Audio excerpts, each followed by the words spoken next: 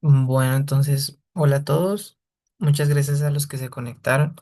Vamos a hablar sobre fisiología respiratoria. Para los que no me conocen, yo soy Nicolás Briceño. Estoy en 10º semestre. Soy el presidente de la junta directiva y pues también estamos con Rodrigo Barreto de 7º semestre y pues vamos a hablarles un poco sobre esto. Vamos a tener un índice de anatomía básica, definiciones básicas, mecánica de la ventilación pulmonar, circulación pulmonar, un poco de intercambio gaseoso porque tenemos una charla más completa en el canal de YouTube por si la quieren ver, que la dimos el semestre pasado, y ahí cómo se da el control ventilatorio. Listo. Entonces, me gustaría abrir un poquito un brochazo de la anatomía. No es tanto el enfoque de la charla, me gustaría solo es orientarnos un poco en lo que es la anatomía de la vía aérea. Primero hay que entender que la vía aérea es bastante extensa, se compromete la superior, todo lo que es superior de la tráquea y todo la inferior, que es todo lo que esté inferior a la tráquea.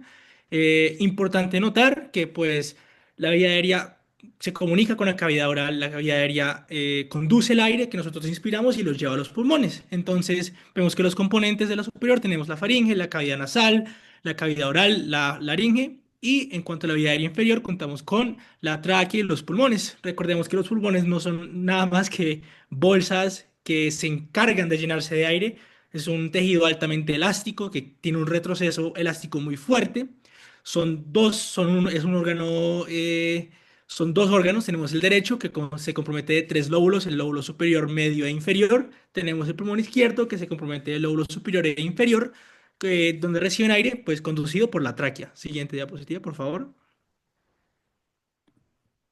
Importante, si notamos también que la vía aérea, pues la conducción del aire se da por la tráquea y los subsecuentes bronquios. Entonces, vemos que la bifurcación o la carina, como hemos aprendido bastante en la duración de esta carrera, es donde se divide la vía aérea para llevar el aire a su respectivo pulmón. Vemos que la configuración del bronquio derecho al izquierdo va a ser mucho más vertical, mucho más propenso a recibir obstrucción, ya sea de objeto extraño o aspiración.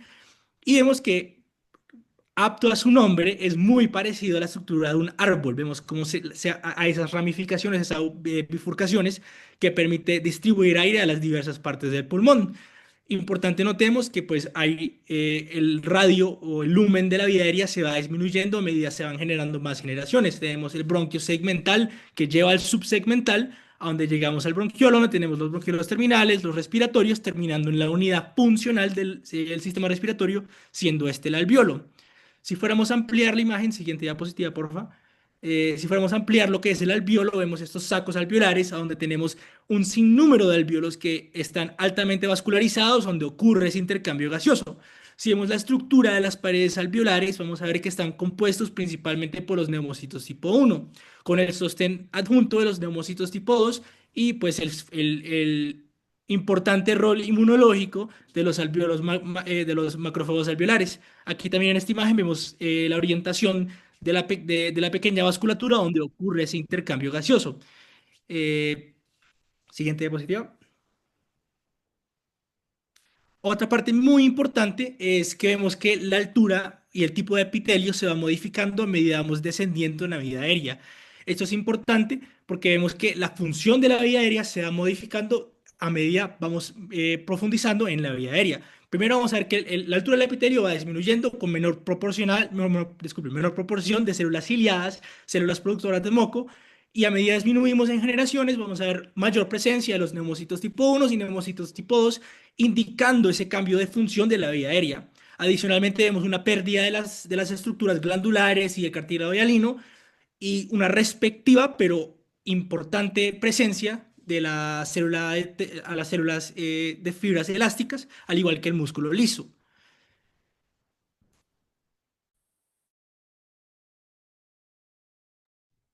Listo. Ya con lo que nos mencionó Rodri, entonces yo voy a seguir hablándoles un poco sobre los alvéolos, el surfactante y qué es el principio de la tensión superficial, que es algo muy importante para entender dentro de la fisiología y es básicamente, cuando el agua está en contacto con el aire, como por ejemplo un vaso o una gota de lluvia, las moléculas que están ahí en la superficie, acá arribita, tienden a atraerse mucho entre sí, intentan buscar como la forma más estable y más pequeña que pueden tener. Y pues esa es la razón por la que vemos acá que todas las partículas tienden como a pegarse y en la superficie no pueden subir porque no hay más agua, entonces tienden a pegarse aún más ahí en toda la superficie y pues eso explica por qué hay cosas que pueden, entre comillas, pararse en el agua. Ahora, si aplicamos esa idea en los alvéolos, pasa algo muy parecido. De por sí, vemos a los alvéolos acá en esta capita azul que pues necesitan humidificar el aire y filtrar el aire. Entonces, pues tienen una membrana, digamos, de agua. Sería esta tensión superficial que vemos acá, que son esas flechas que están empujando. Entonces, como mencionaba, las moléculas de agua tienden a juntarse, a tener el menor espacio posible. ¿Eso qué hace? Que los alvéolos tiendan a colapsar, ¿sí? Esa es una de las razones por la cual los pulmones tienden a colapsar. Es una tendencia natural, ¿sí? Si no hay nada que los mantenga inflados, ellos colapsan, como vamos a hablar más adelante. Entonces, por esa razón se produce algo llamado el surfactante producido por los neumocitos tipo 2, que es una fosfolipoproteína que reduce esa tensión superficial. Reduce más o menos de 4 a 5 veces la tensión superficial que tendría normalmente si no tuviera surfactante. Entonces, esa es la importancia de la tensión superficial y del surfactante. Hablando rápidamente sobre el espacio muerto, em, hay dos tipos, digamos, grandes, que es el espacio muerto anatómico y fisiológico. Primero voy a hablar del anatómico porque en el fisiológico vamos a hablar más adelante en la parte de West. Entonces, ¿qué es el espacio muerto? Es el volumen donde entra aire al sistema respiratorio, pero no hay intercambio gaseoso. Entonces, es básicamente todo la vía aérea de conducción y vamos a ver más adelante que pues hay una parte de espacio muerto, no anatómico, sino fisiológico en los alvéolos que vamos a hablar más adelante, pero para que se lleguen, espacio muerto donde entra aire, donde hay ventilación, pero no hay respiración porque no hay intercambio gaseoso. En este caso anatómico porque no hay estructuras funcionales, no hay capilares que sirvan para el intercambio gaseoso. Unas definiciones básicas antes de empezar a hablar de todo esto es, ¿qué es ventilar? ¿Qué es respirar? Ventilar es meramente meter y sacar aire, meter y sacar aire, inspirar y expirar. Depende de los músculos respiratorios. Se puede hacer tanto de manera espontánea, ya sea durmiendo o en una sedación, o de manera asistida, como se da con la ventilación mecánica. Y lo diferente con la respiración es que la respiración se da en las mitocondrias, se da a nivel biológico, se da para intercambiar oxígeno y CO2 y producir energía. Entonces depende, la respiración depende de la ventilación, que haya un correcto intercambio gaseoso y pues se da en las mitocondrias. Un ejemplo muy chévere es un paciente puede tener toda la ventilación mecánica del mundo, puede entrar y salir al aire perfecto, pero si no hay un buen intercambio gaseoso, el paciente no está respirando de manera eficaz.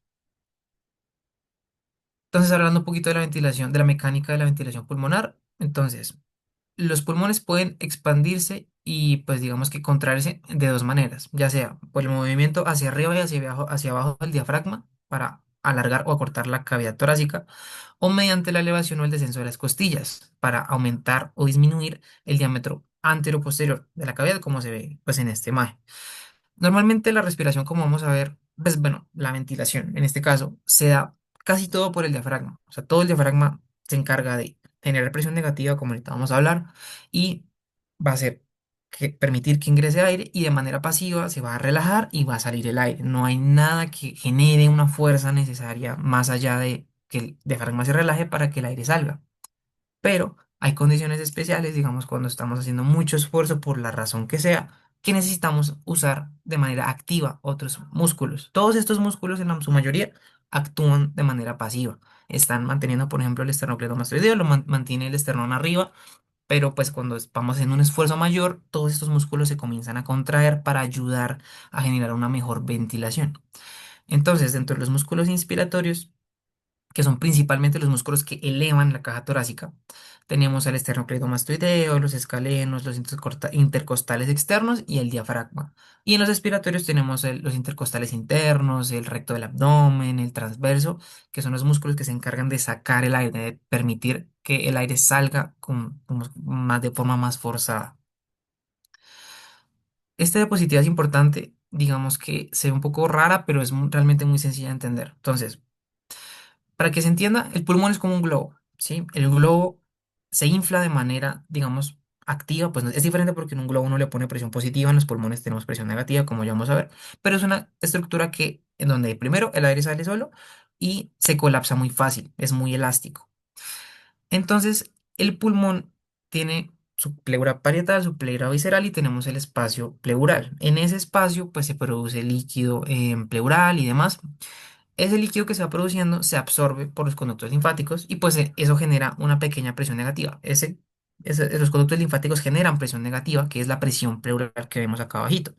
De manera natural nosotros tenemos más o menos menos 5 centímetros de agua aproximadamente de presión pleural negativa y esto nos permite que el pulmón esté así como hinchadito, como que nos permite que tenga una expansión.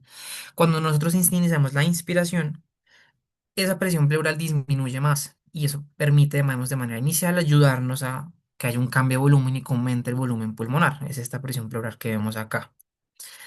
Baja más o menos hasta menos 7,5 pues aproximadamente. Otra presión que tenemos acá arriba es la presión alveolar, ¿sí? Entonces, pues acá vemos que, pues, digamos, para que se lo imaginen, si nosotros expiramos todo el aire que tenemos y abrimos la boca, se abre toda la vía aérea, no va ni a entrar ni a salir aire porque no hay fuerza que genere entrada o salida de aire. ¿Eso qué significa? Que dentro de nosotros está aplicada la presión atmosférica, que pues dependiendo de la altura que estemos es mayor o menor, si es el nivel del mar es 760, ¿sí? Acá en la gráfica ponen de manera arbitraria el cero en la presión atmosférica. Entonces digamos que acá sería, entre comillas, 760. Sí, esta es una escala de intervalo donde acá el cero es arbitrario. No es que sea cero porque no hay presión. Es cero porque es la presión atmosférica. Entonces, dentro de los alveolos, lo que va a hacer es que pues va a generarse presión negativa dentro de los alveolos menos que la presión atmosférica, por eso es presión negativa. Al haber menos presión atmosférica, el aire va a tender a entrar y va a ayudar más a que haya un aumento del volumen pulmonar. Y eso es lo que llamamos nosotros la presión alveolar. Y por último, pues lo que vemos acá, que es la presión transpulmonar, pues bueno, antes de la expiración, pues es exactamente lo mismo, pero si se dan cuenta es la gráfica, pero al revés, como volteada, que es exactamente el mismo principio. Y la presión transpulmonar, pues es básicamente, nos representa qué tanta fuerza tiene el pulmón para como contención a estar distendidito, que no se vaya y se contraiga. Sí, es básicamente eso, y pues tiene unos números, pero pues nada, llévense esto que es como lo más importante. Volúmenes y capacidades, pues esto es algo muy sencillo. Rápidamente les cuento que pues, eso es un espirograma. Entonces el volumen corriente, como sabemos, bueno, acá están como los valores normales, pero el volumen corriente es qué tanto aire se inspira y se expira en una respiración normal, en una persona normal respirando. Es más o menos 500 en hombres, 400 en mujeres, varía según la altura, según el peso y demás, pero digamos que es un aproximado. Luego continuamos con el volumen de reserva inspiratorio, que es este que tenemos acá, que es básicamente si nosotros estamos respirando normal y tomamos aire con volumen corriente y pues, queremos inspirar a lo máximo que podemos a partir del volumen corriente, pues es el volumen de reserva inspiratorio. También tenemos el volumen de reserva expiratorio, que es lo contrario, que nosotros estamos teniendo una respiración, una ventilación en volumen corriente, ventilación en volumen corriente normal y nosotros queremos expirar, digamos, entre comillas, de manera más forzada. Entonces es ese espacio que nunca de manera normal, entre comillas, expiramos. Y esta parte de acá, el volumen de reserva expiratorio, es ese aire que cuando nosotros preoxigenamos a los pacientes en cirugía, es lo que se reemplaza, se desnitrogena al paciente, se saca todo ese nitrógeno para que tenga una mejor reserva de oxígeno. Sí, esta es la parte que se reemplaza. Y por último, el volumen residual, que pues es ese aire que pues igual se ventila, entra, sale, pero nunca deja de existir el volumen porque nos ayuda a que los pulmones permanezcan así infladitos. Esos son los volúmenes. ¿Cuál es la diferencia entre un volumen y una capacidad? Que las capacidades son la suma de volúmenes. Entonces, si nos damos cuenta, la capacidad inspiratoria es sumar el volumen corriente más el volumen de reserva inspiratoria. Es básicamente desde un estado basal, ¿qué tanto podemos inspirar? Si miramos también, pues tenemos la capacidad vital, que es desde sacamos todo el aire y tomamos una inspiración máxima. Y eso nos habla de la capacidad vital. Entonces, eso toma en cuenta el volumen de reserva expiratorio, el volumen corriente, el volumen de reserva inspiratorio. Y también tenemos la capacidad residual funcional, que nos combina volumen residual, volumen de reserva expiratorio y la capacidad pulmonar total, que pues es todo el aire que tenemos en los pulmones, que nos habla más o menos de pues dependiendo si es hombre o mujer, pero 5.800 más o menos. Y un último concepto que para que tengan en cuenta si les preguntan algún día que cuánto es el volumen respiratorio minuto, o sea, qué tanto aire mueve una persona normalmente o sea, durmiendo, por ejemplo, es con el volumen corriente. Entonces nosotros tenemos más o menos 500 a 400 por 12, que es en un minuto, pues es más o menos movemos 6 litros en un minuto de aire. Rápido, algo de circulación pulmonar, pues tenemos vena cava superior, vena cava inferior, ambas llegan al ventrículo derecho, pasan a la aurícula derecha y siguen las arterias pulmonares. Se oxigena, se ventila todo acá en los pulmones. Una vez ya te- toda la sangre se oxigenó, pasa nuevamente a las venas pulmonares, a la aurícula izquierda, ventrículo izquierdo y sale a la circulación sistémica. ¿Qué es importante de acá? Pues además de que tengan y se puedan llevar cómo es que es la circulación pulmonar, es que en el ventrículo derecho las presiones son un quinto del ventrículo izquierdo. Entonces el ventrículo izquierdo mueve muchas más presiones que el ventrículo derecho porque toda la sangre la tiene que eyectar a la circulación sistémica.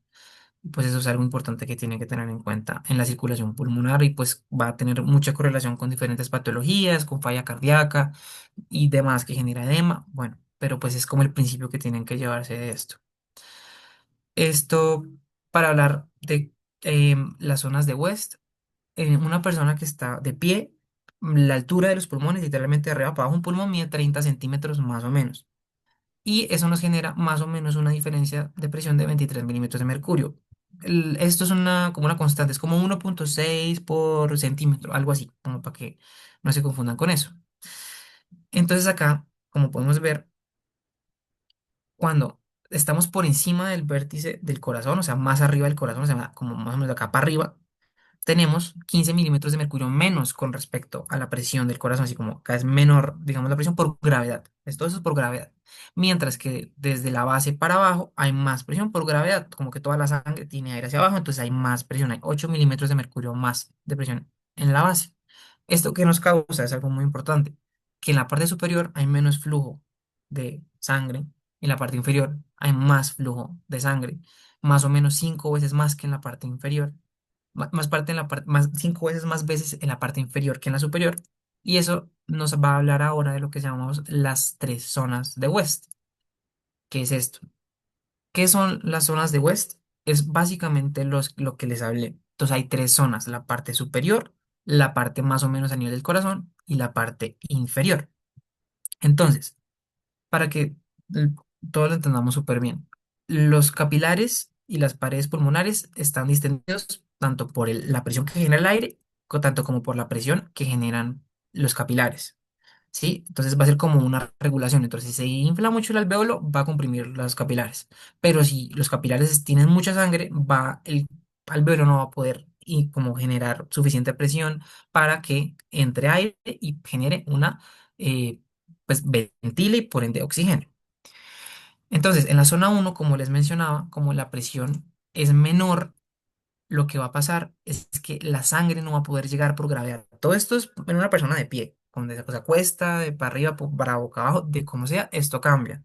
Cuando la persona está de pie, como llega menos sangre por gravedad en la parte superior del pulmón, lo que va a hacer es que no va a poder pasar bien y el alveolo va a comprimir ese capilar. ¿Eso que nos va a generar? Que va a haber una mayor presión alveolar, luego sí, de seguida de una presión capilar menor, tanto arterial como venosa, lo que nos va a generar que haya mucha ventilación, mucha ventilación y poca perfusión, porque hay mucho aire entrando, pero no puede pasar la sangre por el capilar. En la zona 2 es como el balance perfecto, está lo suficientemente inflado, pero también los capilares cuentan con la suficiente presión para romper y pasar en sístole. Toda la sangre pasa en sístole. Tum, tum, tum. Y tenemos un BQ igual. Digamos que en la zona uno tiende más o menos hasta infinito, pues digamos que por matemáticas, sí, la parte de arriba más grande tiende hacia más arriba, un número mayor. Acá tiende hacia uno, tiene como a igualarse. Y en la zona de abajo lo que tenemos es lo contrario. Como les mencionaba, hay mayor sangre, mayor presión, entonces los capilares están muy llenos y los alveolos no pueden como llenarse de aire, no pueden ventilar lo suficiente, entonces la ventilación se cae, la perfusión, pues sí está perfecto, está pasando perfusión. Y esto nos genera en esta parte de acá abajo algo que se llama shunt, que ya voy a hablar de más adelante. Si ustedes se dan cuenta, acá hay ventilación, pero no hay perfusión. ¿Eso qué significa? Que acá hay algo llamado el espacio muerto que hablamos antes, que si hay aire, pasa aire, pero no hay oxigenación, no hay respiración en este punto porque no puede pasar, hay un espacio muerto. Em, ¿Eso qué importancia tiene? Pues digamos que ustedes entiendan por qué es importante el shunt, pues porque, digamos, esto es estado fisiológico, esto no pasa como, o sea, como de forma patológica, esto es algo normal del cuerpo, ¿sí? Pero digamos que el espacio muerto en este caso de acá arriba, pues nos habla de que si una persona tiene espacio muerto por la razón que sea, digamos que esto es fisiológico, pero pues digamos si tiene, no, no sé, tiene por ejemplo neumonía o, perdón, tiene un enfisema, alguna cosa que haga que los alvéolos se abran, no va a generar una buena perfusión. Pero antes de eso vamos a hablar del shunt. El shunt es básicamente que la sangre no oxigenada pasa a la sangre arterial, derecho, sin oxigenarse. Eso es un shunt. Hay tanto fisiológico como patológico, fisiológico como pasan las venas de los pulmones, venas bronquiales a venas pulmonares, pasan de un lado a otro, y eso es algo normal, pero también tenemos patológico, como pues por ejemplo en ocasiones donde pues las zonas del pulmón están bien perfundidas pero no están ventiladas. Ahí sí pues entraría, digamos, el ejemplo de la neumonía, que está lleno, el alveolo está lleno, todo lleno de bacterias o tiene un edema o algo que no deja que haya una perfusión y pues eso nos genera un shunt patológico, ¿sí? Que es la zona 3 de West. Esta es la zona uno, esta es la zona 2 y esta es la zona 3 de West. Entonces la parte de abajo nos habla de shunt, la parte de arriba nos habla de espacio muerto y eso se entiende mejor acá. Arriba hay espacio muerto, que es lo que les mencionaba que está en azul. ¿Por qué? Por lo que les hablaba acá. Todo el aire está funcionando, está ventilando perfecto, pero como hay menos presión por la gravedad, no va a poder pasar la sangre. Y eso nos va a generar un espacio muerto. O sea, va a llegar el aire, pero no va a oxigenar. Y en la parte de abajo, pues es el shunt. Es como que pasa mucha sangre, pues no puede oxigenarse bien porque no puede el alveolo compensar la presión que le generan los capilares. Ya hablando rápidamente del intercambio gaseoso, pues se da por difusión. Entonces las moléculas se mueven de un lado a otro de manera aleatoria. em, a través de una membrana que pues ya les voy a mencionar, pero acá es importante que pues depende de las presiones. Entonces ustedes acá ven que pues obviamente el aire entra al alveolo, hay más oxígeno en el alveolo que en el capilar, entonces tiende a pasar a donde hay menos cantidad, menos concentración y pasa lo contrario con el CO2. Va en el capilar así pasando normal y como hay más en el capilar, tiende a irse a donde hay menos, que es en el alveolo. Y así es como funciona la difusión y como la base muy base del intercambio gaseoso. Esto es básicamente lo mismo, que pues cada gas ejerce una presión diferente, digamos, pues el oxígeno genera 21%, que es 160 milímetros de mercurio, el nitrógeno 79, más o menos 600 aproximadamente a nivel del mar. La ley de Henry nos habla de eso, que la presión que ejerce el aire depende de la concentración que tenga el aire, o pues sí, el oxígeno, nitrógeno, CO2, lo que haya, y del coeficiente de solubilidad, porque el CO2 es 20 veces más soluble que el oxígeno, entonces pues por eso se puede haber mayor cantidad en sangre y se disuelve con facilidad, entonces genera menos presión y puede salir al alveolo, y pues ya, la difusión se da básicamente por diferencia de presiones. Y ya para casi terminar con esa parte del intercambio gaseoso, pues la membrana respiratoria pues tiene muchas capas que tiene el epitelio alveolar, perdón, el surfactante, el epitelio alveolar, la membrana basal y demás. Tiene que pasar todas estas capas para que haya una difusión adecuada. Y pues todo inicia desde el bronquiolo respiratorio, los conductos alveolares, atrios, alveolos y pues digamos que todas las zonas que tienen intercambio gaseoso. Y pues esta es una membrana muy delgada que permite que se difunda el gas. Y pues todo lo que afecte esta membrana pues va a generar que no haya una correcta difusión de oxígeno. Entonces si hay edema en el alveolo, si de pronto hay fibrosis en toda la membrana y demás, todo esto va a afectar el intercambio gaseoso.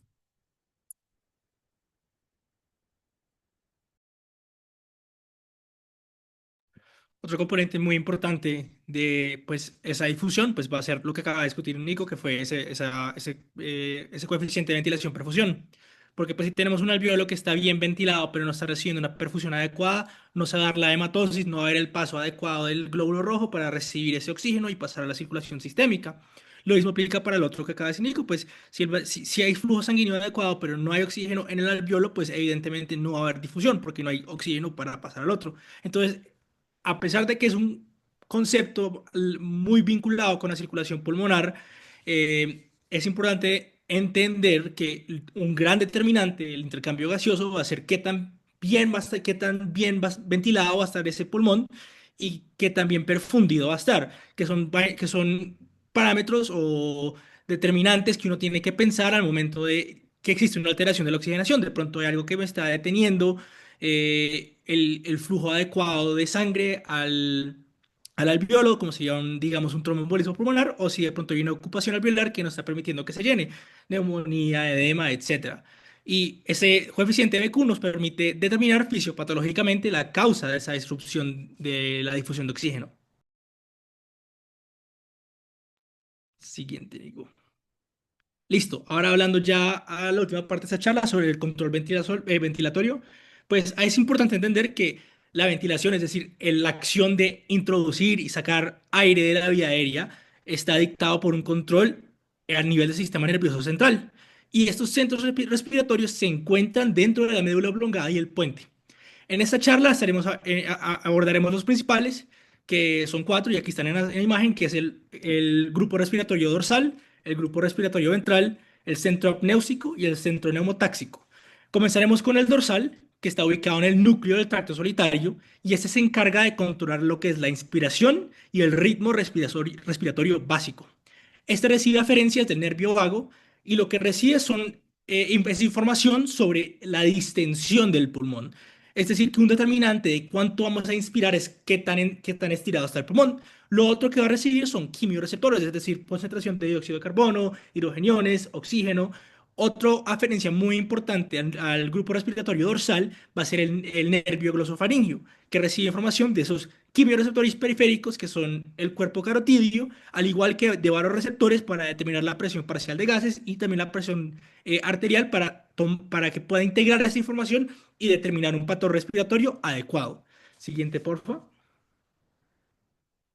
El siguiente grupo del que hablaremos acá es el grupo respiratorio ventral, que está ubicado en el núcleo ambiguo y retroambiguo, y este está principalmente inactivo, pero se recluta al momento que se necesita realizar una ventilación forzada. Este coordina no solo la inspiración, pero también la expiración, y es crítico durante esas fases donde uno tiene que aumentar el impulso ventilatorio, ya sea, digamos, situaciones de compensación metabólica, es decir, que tenemos una acidosis metabólica y tenemos que compensar con respiración, o cuando tenemos esa expiración forzada en el ejercicio, necesitamos mejorar esa oxigenación. Entonces, este grupo respiratorio ventral se va a encargar de coordinar y hacer esas respiraciones forzadas. Siguiente, porfa.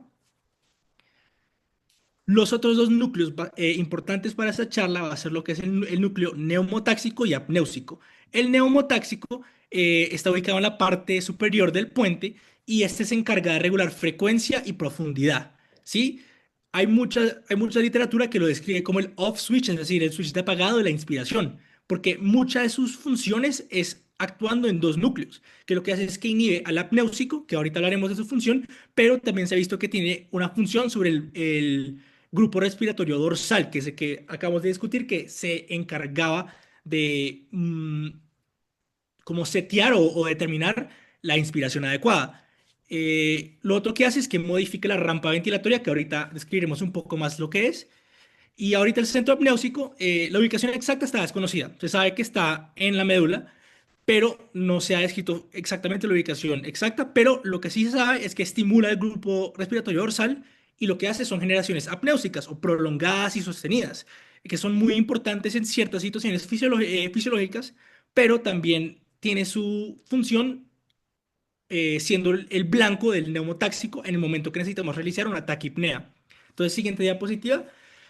Aquí estoy hablando de la rampa respiratoria, ¿sí? Entonces vemos que la inspiración está dada por la tasa de disparo de los núcleos, en este caso sería el dorsal. Entonces, a medida que aumenta la frecuencia de disparo del grupo respiratorio dorsal, se dará una inspiración coordinada, es una rampa, es gradual, ¿sí? Porque uno no puede ir de 0 a 1 porque pues primero sería fisiológicamente casi que imposible y segundo podría ser una causa de trauma a nivel alveolar. Entonces, a medida que se da esta subida gradual, gradual, gradual, llega un punto donde el neumotáxico o pues el off switch lo que va a hacer es frenar la inspiración. Al frenar la inspiración se da el proceso pasivo de la expiración y vemos que se divide en dos fases. Y la razón que se hace off switch es porque lo que pasa es que el neumotáxico comienza a disparar a una mayor frecuencia, entonces se favorece la señal de apagado, entonces así se interrumpe la señal de inspiración gradual. Y el ciclo se repite. Aquí vemos en imagen derecha cómo se vería un poquito más simplificado. Es esa inspiración gradual, gradual, gradual. Llegamos al punto donde ya, digamos, por señales aferentes del vago diciendo, no, ya estoy muy distendido, o de pronto depresiones de oxígeno, pues ya se interrumpe y se continúa otra vez. Ya, pues, el feedback de los quimiorreceptores indica que es el momento de compensar, retomando la inspiración. Siguiente diapositiva.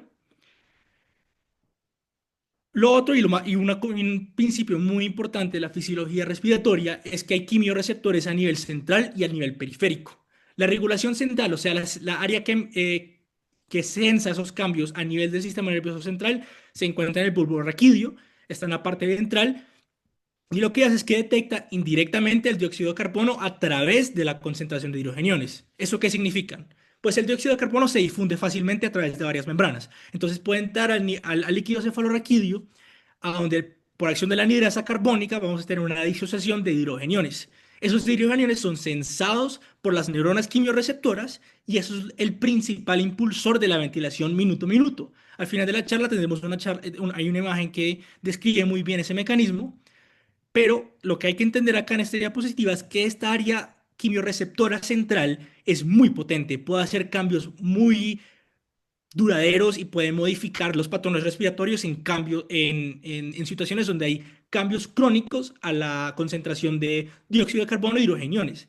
Sin embargo, se adapta mucho más lento. Digamos, la respuesta a cambios, sea químicos o sea por DPH, va a ser mucho más rápida a nivel periférico, pero a nivel central va a requerir un poquito más tiempo para que se dé ese cambio, que puede ser alrededor de 1 o 2 días. Siguiente diapositiva. Aquí les traigo los quimioreceptores periféricos que se encuentran en los cuerpos carotídeos, que es la bifurcación de las carótidas y pues en el arco aórtico.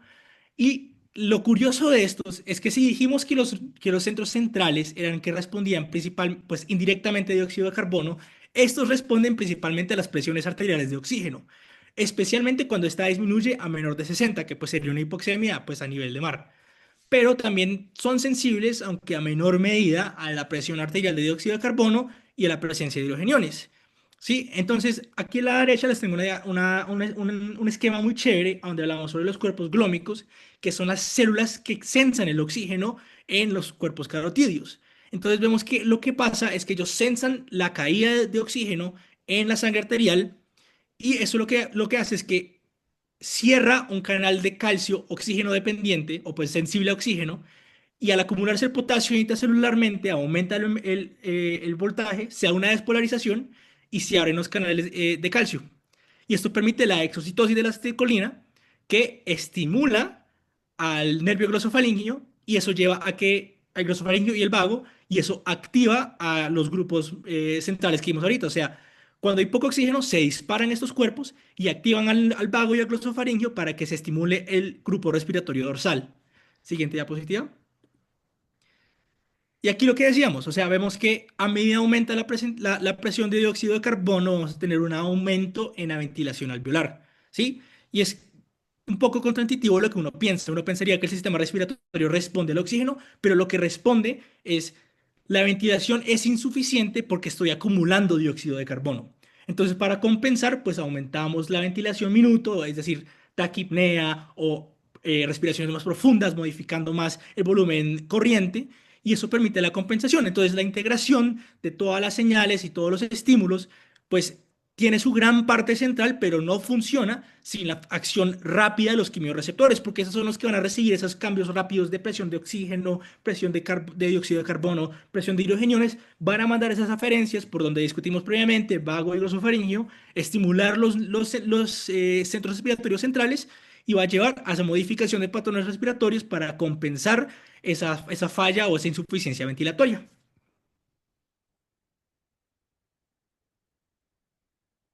Y aquí están nuestras fuentes que usamos para esta charla. Muchas gracias. Muchas gracias a todos los que se conectaron. Sí, usamos principalmente, todo esto fue obtenido del libro Guyton con ayuda de la doctora Díaz que nos ayudó pues, a ordenar un poco la charla. Muchas gracias a los que se conectaron y esperamos les haya servido un montón.